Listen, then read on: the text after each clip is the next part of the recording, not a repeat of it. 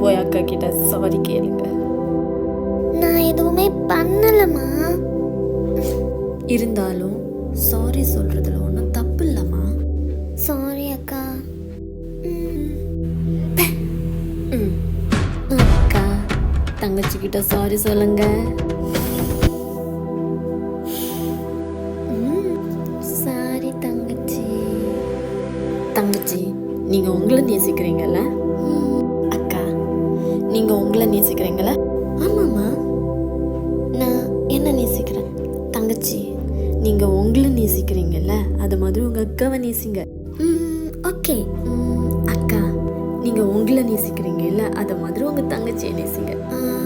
ஓகேம்மா. இங்க பாருங்க செல்லுங்களா, நாம நம்மளை நேசிக்கிற மாதிரி பிறரையும் நேசிக்கணும் இல்லையா? இப்போ நம்ம சகோதரங்களாகிய நீங்க உங்களுக்குள்ள நேசம் இல்லாம நேசிக்கலைன்னா பிறரை நாம எப்படி நேசிக்க முடியும் சொல்லுங்க? கரெக்ட் தானே?